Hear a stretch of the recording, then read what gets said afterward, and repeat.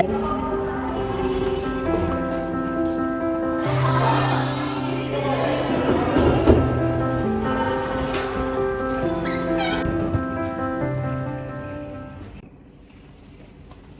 selamat datang Aska. Silakan duduk senyamanmu ya. Terima kasih sudah datang ke ruang konseling. Jika dirasa sudah nyaman, boleh kamu ceritakan hal yang ingin kamu bagikan kepada saya. Jadi gini Bu, sebenarnya akhir-akhir ini tuh teman-teman saya sama orang-orang di sekitar saya tuh kayak nggak bisa ngertiin saya gitu loh Bu. Jadi setiap saya cerita atau berkeluh ke saya gitu, mereka tuh malah sibuk sama aktivitas mereka masing-masing. Dan saya minta tanggapan dari mereka, mereka malah nyalahin saya. Jadi saya bingung harus kayak gimana Bu. Oke, boleh ceritakan lebih lanjut apa yang biasa kamu ceritakan kepada teman-teman kamu? Jadi begini Bu, saya tuh emang akhir-akhir ini tuh emang sering terlambat kan datang ke sekolah.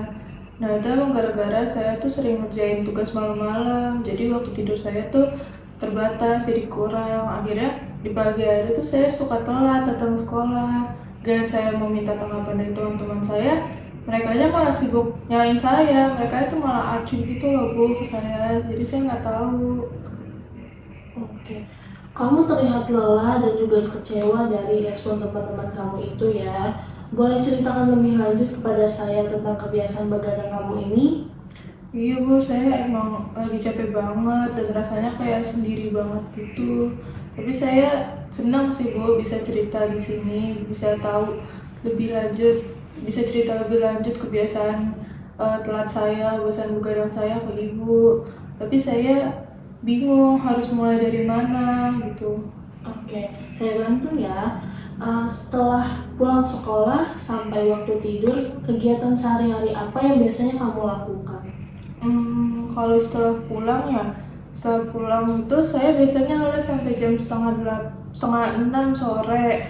Nah setelah itu saya pulang ke rumah buat ya biasa makan, istirahat, pokoknya lanjutin kegiatan-kegiatan saya yang di rumah.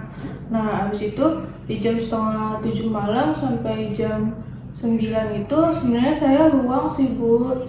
Jadi saya pakai buat leha-leha, buat istirahat, bukan buat ngerjain tugas-tugas saya. Wah, kedengarannya kamu cukup tahu ya bagaimana mengatur waktu sehari-hari di kegiatan kamu. Tapi gimana sih ngerasain semua aktivitas itu? Pasti lelah, bukan? Iya Bu, sebenarnya saya udah tahu sih cara mengorganisir jadwal saya, jadwal kegiatan saya gitu. Tapi saya sering merasa kelelahan aja, makanya di waktu-waktu luang saya tadi itu saya pakai buat istirahat, bukannya buat ngerjain tugas. Jadi hal itulah yang bikin saya sering terlambat datang ke sekolah akhir-akhir ini Bu. Saya bisa merasakan kecewaan dan juga kelelahan dari aktivitas kamu dan juga kurangnya respon orang-orang yang kurang mendukung sekitar kamu. Tapi saya salut kalau misalkan kamu mau memperbaiki dan juga terima kasih ya atas keterbukaan kamu hari ini. Terima kasih juga Bu, ya ampun rasanya tuh kayak senang banget bisa cerita ke Ibu gini tanpa harus merasa dihakimi kayak saya cerita ke teman-teman saya. Rasanya tuh saya jadi lega banget bisa cerita bebas gitu ke Ibu. Ya walaupun saya tahu sih saya emang capek, saya emang kelelahan gitu. Saya tuh ngerasa sebelumnya tuh ngerasa gagal kayak nggak bisa ngatur waktu saya, tapi setelah cerita ke Ibu tuh saya jadi yakin saya bisa ngatur ulang lagi jadwal-jadwal saya biar jadi lebih baik gitu. Jadi saya kedepannya nanti bisa nggak terlambat lagi datang ke sekolah. Wah, saya senang sekali kamu sudah mulai memiliki kesadaran bahwa kamu bukan tidak peduli terhadap aktivitas kamu, tapi kamu kelelahan.